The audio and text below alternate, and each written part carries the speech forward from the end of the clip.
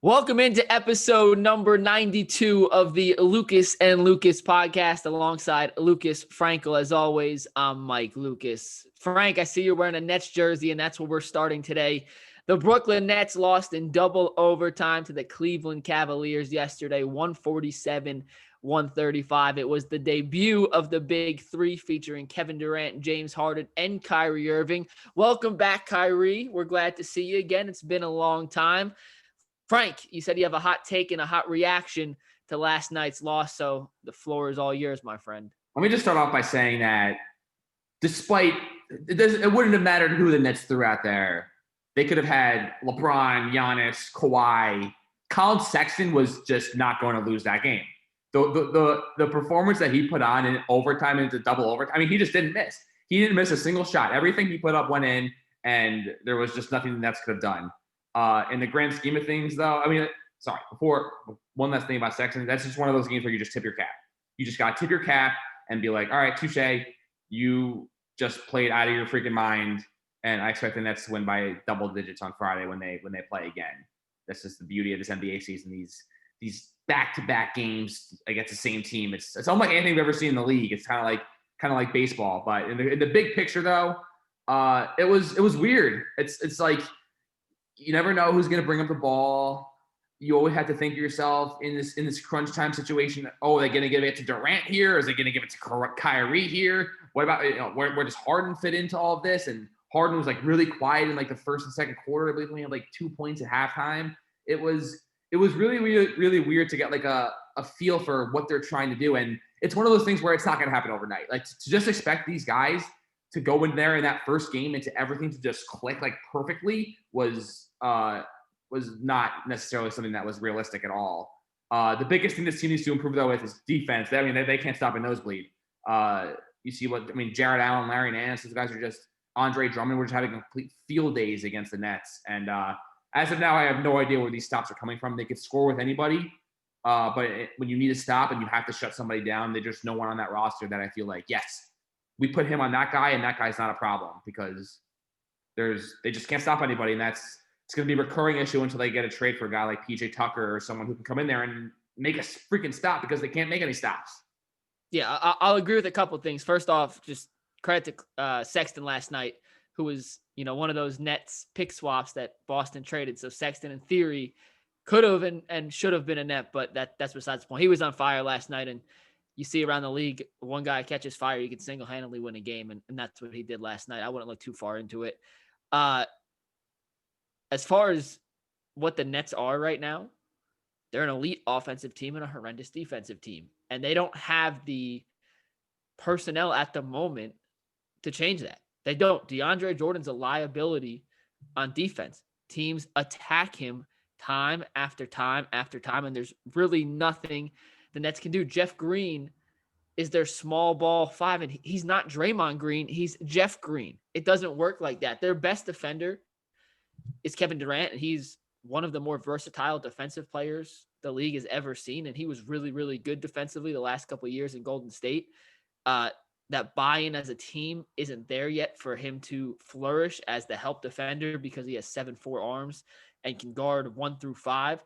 But it's not fair to ask him to guard the other team's best player for 42 minutes a game because he's also Kevin freaking Durant. In a crunch time moment, he can get that stop, but throughout the course of the game, he's not there. I think the biggest issue with Brooklyn right now is in their crunch time lineup. You want Joe Harris out there for his shooting, but you can't have Joe Harris out there because you need to put Bruce Brown or Shaman or someone who's better defensively on the perimeter into that spot, and then it collapses the spacing, which is what makes this Harden, Irving, Durant trio so special. And then you have Jordan, who doesn't space the floor at all, and is also not great defensively, and it's just a mismatch. And I think the key is getting someone like Tucker who can still give you the Jordan defense, also space the floor so you're not losing that shooting if you're not playing Harris. And then you can insert a Bruce Brown, who is pretty good defensively, or someone else they pick up at the deadline or via a buyout or something like that. But this roster isn't done. And I think that's the bottom line you take away from yesterday is this is a roster that is still in the works. And to look at this as a finished product at the moment is an unfair evaluation of the Brooklyn Nets. And that's why, like, I can't read into the overreactions from one game. Just people saying, "Oh, it's a failure, it's a bust." Like, take a deep breath, calm down. But I'm so proud. Wait. I'm so proud of you because you usually are the first person to say the roof is burning, one game, let's tear it apart. So this is a great sign of maturity and growth for you, Frankel. 2021's off to a great start. I want to applaud you. Little golf clap. Good job. Continue. Well, I'll never forget when the Heat Big Three got together for the first time. They started off, I believe, like 1-4. Yeah. And if those guys, if LeBron, Wade, and Bosh can't click immediately, then there's no way that Harden, Durant, Kyrie is gonna get off the boat like that. But one other point about this game, the Nets should actually won this game. So they're up by 3 in the that first. Sexton shot was insane. So sorry, my opinion, my college, my NBA head coach mind. If I am up by 3 with under 5 seconds to go, I am fouling every single freaking time, and I am not allowing them to get I know the percentages are in my favor. You know, what is it? 3.5 out of 10, 3 out of 10, whatever it is in that spot. I don't care. Foul. Don't even risk it. Make him make 2 free throws and make him try to get a turnover on the other end and have the Nets miss 1 or 2 free throws. And you're probably not going to have any timeouts in that situation because when you get to the final seconds of regulation like that, you're at timeouts. And the fact they didn't foul there, I was screaming for it. I always scream for it. Every single time that these situations happen, I'm like, you have to foul. You have to foul. And I've seen so many times they don't foul and they hit the 3. And that was just very agonizing. Can I chime in real quick on that? You don't foul if you're not confident in your team making free throws late in the game. The Nets have 4 of the best free throw shooters in NBA history in their crunch time lineup in Durant, Harris, Harden, and Irving. If you don't trust those 4 to make crunch time free throws in a regular season game, then that's where I'm like, Steve Nash, what the heck are you doing? But you don't foul if you're worried. If you have like Rondo or even LeBron or Giannis, like those are the teams that I could see being like, let's maybe not foul because I'm not confident in these 2 guys knocking down crunch time free throws. The Nets don't have that issue. They have 4 elite free throw shooters on the court at any given time. So I'm with you. Also, the Kyrie call at the end of regulation was so. Oh, there were a lot of calls. It felt like, I mean, like anytime I watch a game, I feel like, and the refs like make such like, I know it's not fair to criticize refs. Refs go through a lot. It's the one of the most least prideful jobs there are. You get no credit and you get all the blame when you screw up. But I feel like watching those watching games sometimes, I'm just like, man, these refs, they got money on the other team, and I want like a Tim Donaghy investigation here because, I mean, the Kyrie thing was close. Like he was dribbling and Sexton like moved up closer to him and like hit his arm. Like it was almost like Sexton like initiated that contact, and the fact they ruled that a jump ball. Like that should have been the Nets ball side out. And that's, I mean, I know like Kyrie technically lost possession after Sexton did that, but that should have been Nets side out with 1.5 seconds left. And that should have been give the ball to Durant and win the game. And that should have been that. Nets should have won the game. Bottom line, they didn't do it. It's one game. You can't have like, oh my God, the sky is falling. They got the Cleveland again on Friday. They win by double digits. I'm going to bet on the Nets by double digits. And that's where I stand on that. The Cavs still very scrappy. Colin Sexton, I know from Alabama, 8th pick in the draft. Seems like he's going to be a very, very special player, and Cleveland should be very, very excited that they got a guy like that to build around until he wants out. Yeah, I mean, their roster makes no sense. They have like 17 traditional centers in an NBA where very few teams play traditional centers, but they do have some good young talent. Okoro, the rookie's good. Sexton has turned into a good scorer. We'll see if he can do that on a good team. It's easy to put up good numbers on a bad team, but either way, Cleveland scrappy. If you're overreacting to this Brooklyn game, then you need to find a new hobby or something to take your mind off it because it's a game they should have won. B, Sexton just went supernova in overtime, and then C, it also takes longer to figure out defense and defensive chemistry than it does offense. You could put 3 elite offensive players and they'll take their turns going one-on-one and scoring. Defense is where the communication and the system and that actually takes more time to coach and learn. So that'll come with time, but I'm not worried whatsoever. Because if it comes down to it, Frank, they can outscore every team in the East. They don't have to get a single stop, and they could win the East. The Lakers is who they can't stop, and that's an issue. But they could win the East without playing any defense. See how it goes. Next game for the Nets Friday night against Cleveland. Same time, same place. So I have an inkling that they're going to win that game. We'll see how it goes, though. Me too. I'll join you on that bet. Couple other things that took place since the last time we convened here. The Jets have a head coach, Robert Saleh. I like it. Seems to be everything that Adam Gase is not. He is one of the most charismatic guys that I think you see in the NFL. I think players love him. I don't think a single player liked Adam Gase. So just those 2 things right off the bat seem to be things that really, really go in his favor.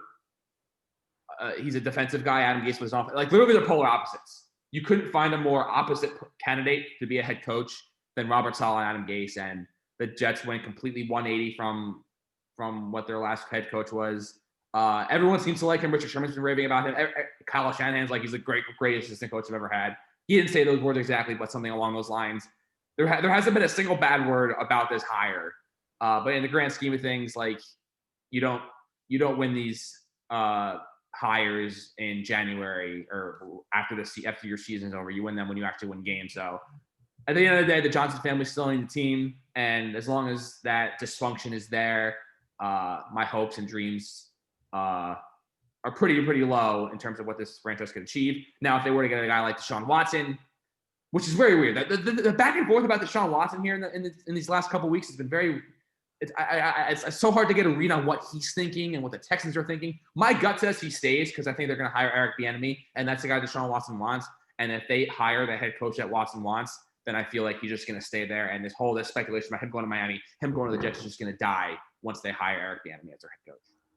All right, couple of things because you went on two different points there, but I like the Saleh hiring. I think he was my top candidate of any of the free agent coaches or coaches to be hired. He proved it even this year with his entire defense being hurt. They were still a top 10 defense. I think he's just a really, really smart defensive guy. The only concern I'd have with him going to the Jets is if they're going to take a quarterback at 2, I think I want an offensive guy to have that relationship with the young quarterback and those two be tied together. They could still hire a good offensive coordinator and make that work, but that's nitpicking. That's nitpicking. It's nitpicking. They have Mike LaFleur as the offensive coordinator, the brother of Matt LaFleur. Maybe. I'm just saying if you're taking a quarterback at 2, I think I want a young offensive-minded coach to help him flourish as much as he can. But we'll see. I really like – I think Saleh has a chance to be a really successful NFL head coach. To the Watson thing now. The Houston Texans have botched this as bad as any team in the history of sports has botched handling a franchise megastar. I don't think you can argue that any team has really handled it worse than what they've done, promising him he'd be in discussions for the GM. Didn't talk to him. They hire a preacher from the Patriots. What are you doing? Not talking about the head coach who they still haven't hired, but it's a giant cluster. You know what?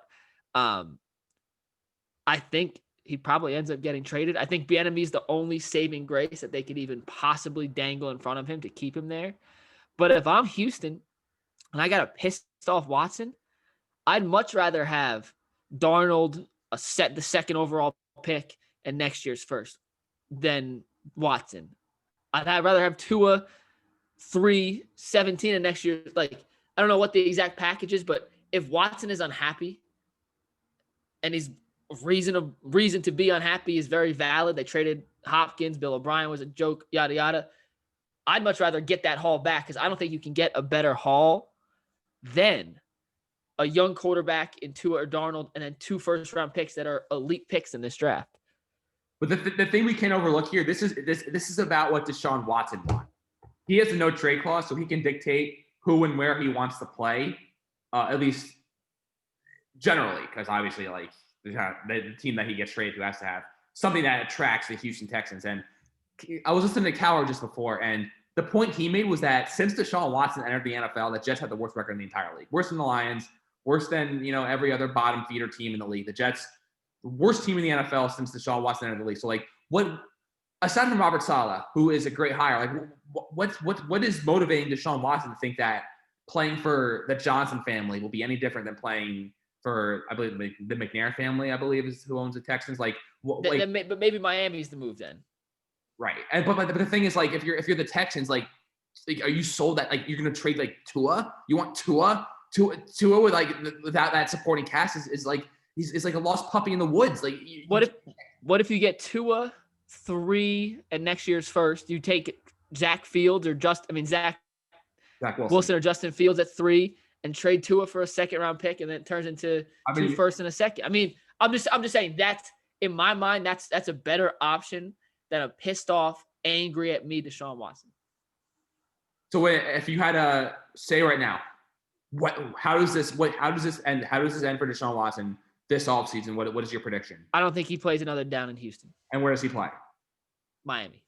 He goes to the Dolphins for Tua. For Tua, the third pick, Right. a second-round pick this year, and next year's first. So basically, for that number 3 pick in Tua is basically so they get that pick back essentially because they gave it up before. Yeah. Which is also a giant FU to Houston if he does facilitate that trade, being like, hey, you traded this for Tunsil, and now you virtually traded that first pick for Deshaun Watson and Tunsil, and that's such a bad trade. It's just it's almost too perfect of a full circle scenario for Watson not to get the ultimate laugh or the last laugh in that situation. You think he stays? Real quick, you think he stays? I think he's going to stay. I think they hire Bieniemy, and I think Deshaun Watson will be very, very grateful for that, and I think he ends up staying. But for what it's worth, I'm usually extremely wrong on these things, and and by the time we're done finishing this podcast, I'll probably be a New York Jet. But let's move on to the postseason. The Chiefs, I had a lot of money on the Chiefs. I did Chiefs -3.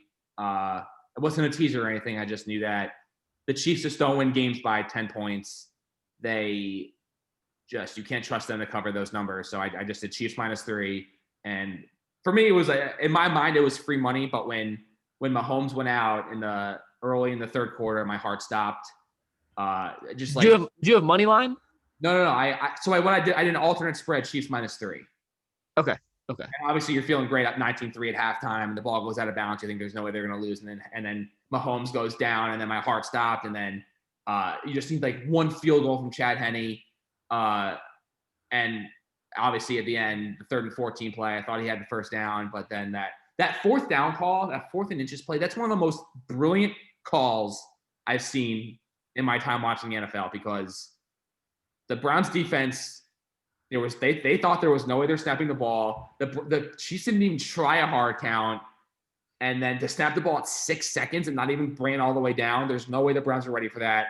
Tyreek Hill was like he was shot out of a cannon. There was just no way you were going to defend him there. All he had to do was catch the ball. Obviously, he caught it, and that was the game. It was just football play calling at its finest. Major props to Andy Reid for having the faith in Chad Henne to make that call. A guy who started week 17 before that hadn't started a game or appeared in a game since 2014. I love every single bit of that. That was just one of those calls that defines a championship team, and can't say enough about that ball. GUTS, guts, guts, guts. I'm just going to say this about Andy Reid and the Chiefs as a team.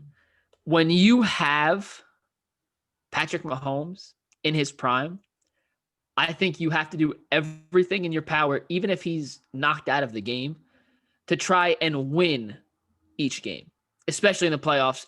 And that sounds dumb. You always want to try to win, but you have to play aggressive because Mahomes is the X factor that can win a Super Bowl year in and year out. You don't have the space to be conservative. If you have Ryan Tannehill as your quarterback, or you have a B-level quarterback, if you don't have Wilson, Rodgers, Brady, or Mahomes, really, or maybe Josh Allen this year, I'm okay with playing conservative. But when you have those guys, you have to do everything in your power to ensure they have a chance to win the Super Bowl. And I think Andy Reid looked at the situation and said, even with our backup quarterback, I feel better about us getting half a yard with this offense than I do with punting the ball back to Baker and giving him a chance to drive the field and score a game-winning touchdown. Like, I want this game to be decided by us, not the other team. And when you have Mahomes, you have Rodgers, you have that kind of caliber quarterback, that's what I think the coaching staff owes it to them, to the quarterback to do. And I can't agree with you more. I love the call by Andy. Chad Henne running forward on 3rd and 14, like that obviously wasn't designed, but what a freak, like Chad freaking Henne. Does this erase, like what he did in that game, does that erase the 2007 Appalachian State upset? Because he was the quarterback of that team. Do you know who the general manager was, the Dolphins that took him? Do you remember? That took who? Henne? That made the decision to draft Henne. Do you remember who made that call? The Tannenbaum? Bill Parcells. Bill Parcells. Like he's been around for so long. He hasn't played in forever, but he was ready. And I think being a backup quarterback in the NFL is not easy, especially when you're behind a Mahomes or an elite quarterback like that. But his moment was called, and he freaking shined. And I wouldn't go that. I mean, he made the 2 most important plays of the game when they had to be made. Was he perfect? Hell no. I mean, that interception was horrible, but in crunch time and nut chopping time, he made the two biggest plays of the game. And to Chad Henne, cheers, mate. Bravo. Good job. So I had no idea he was still in the league. I thought their backup goes to Moore, but that just goes to show you how much I know about who the backup quarterbacks are in the NFL these days. I had no idea he was a backup either. I had absolutely no idea he was a backup. I thought it was still Matt Moore, to be honest. If you would have asked me in week 15 where Chad Henne was, I would have said he's probably definitely not in the NFL, but I definitely would have guessed that. He's a grad assistant quarterback coach under Jim Harbaugh at Michigan. That would have been my guess. All right, let's play a little game of fact or fiction here. Okay. So Lamar Jackson loses again. I'm never betting on him again. I told you on this podcast last week that the Ravens had no chance. And then Derek sent me a parlay with some juicy odds on the Ravens.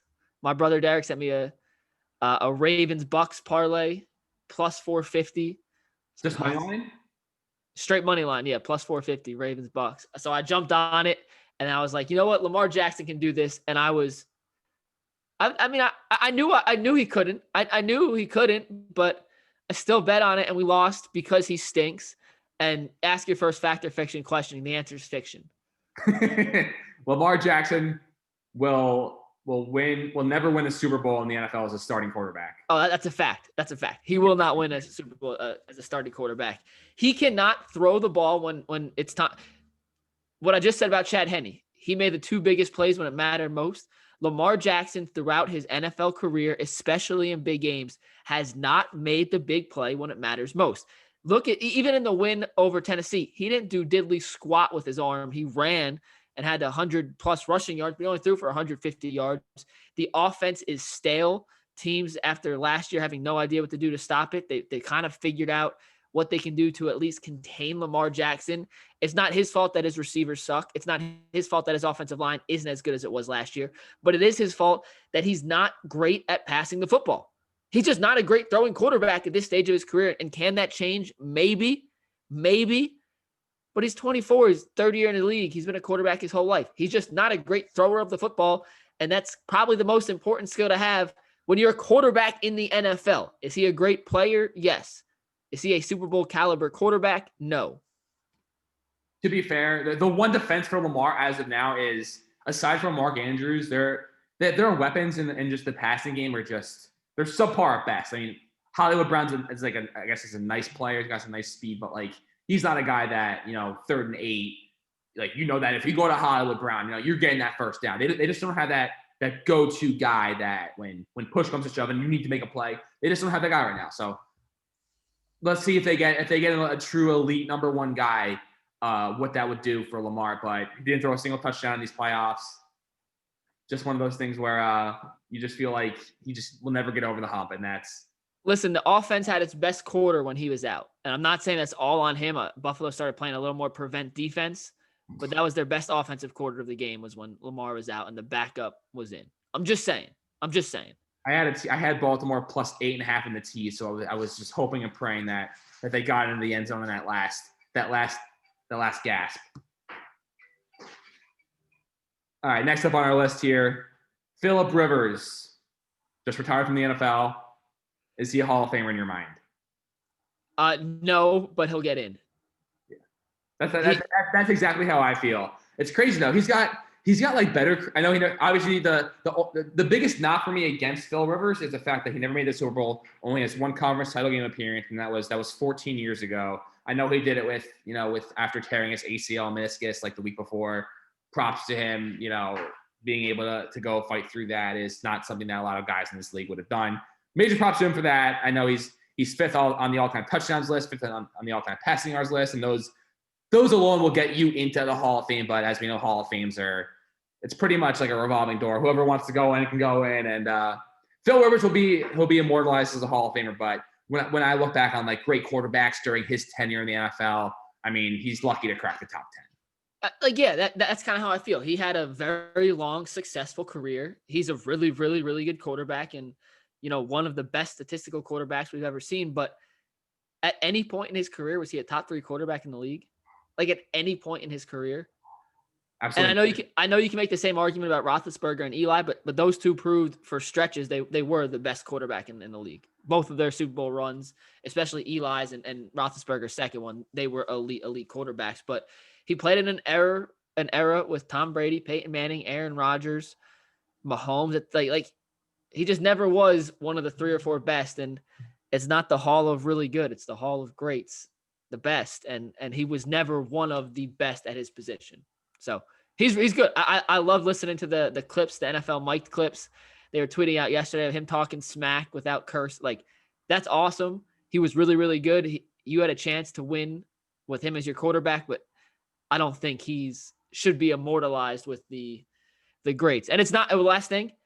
Winning and losing, the record only sticks with quarterbacks and head coaches. The other positions it doesn't stick to. And that's good and bad because you get the benefit of the doubt when it works in your favor and it goes against you when it doesn't. And it definitely goes against him in this regard. Last one here, fact or fiction. Drew Brees is a top 5 quarterback of all time. He's got a ton of records. He's got only most passing yards ever, only player with over 80,000, most completions all time, second all time in touchdowns, behind only Tom Brady. If he didn't get hurt, he might be number 1 in that category, at least for the time being. Only the 1 Super Bowl. Do you consider him as one of the top 5 greatest quarterbacks of all time? No, I think he's top 10. And I think he's a surefire Hall of Famer, first ballot. But no, I think he's just outside that top 5. But he's really good. And I think the one thing, I just want to toot my own horn. I was right about him all season long. And it took well, to be fair, it came out that he's playing with a torn rotator cuff and a torn plantar fascia in his foot for basically the whole year. So to be able to throw the ball and have any arm strength at all with that injury, I mean, I'm not a doctor, but I assume that torn rotator cuff, that rotation in your arm, is a huge factor in strength of the ball. So, like, did I not call him Chad Pennington in week 1, though, when he still had the torn rotator cuff? So let's just say I'm not right a lot, but I want to give myself credit for being right on this one way before everyone else. I'm going to toot my own horn on that.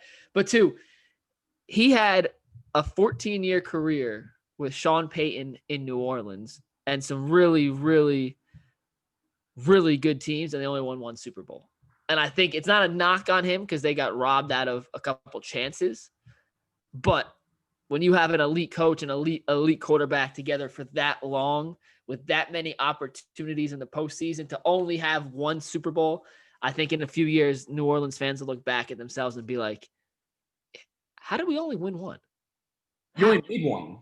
Exactly. Yeah, exactly. So that I just think that if he had 2 or 3, he'd be a top 5 quarterback. The fact he only has 1, I think he's just on the outside looking in. It's the same thing with Rodgers. You think Rodgers should have like 4? Like, the fact that he only has 1, like he needs another in the worst way. He needs this Super Bowl more than any other quarterback by far. By far. My top 5 quarterbacks all time, obviously Patrick Mahomes, when all said and done, will probably be in number 1 or 2 or 3, and somewhere in that range. Is he in your top 5 already?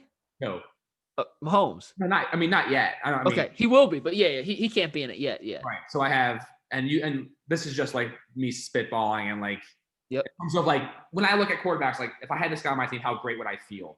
Yep. Number 1 is obviously Tom Brady. Yep. Number 2 is Peyton Manning. Yep. Number 3 is Joe Montana. Yep. Number 4 is John Elway. Yep. Number 5 is the one I struggle with, and I put Aaron Rodgers there. He's in the debate.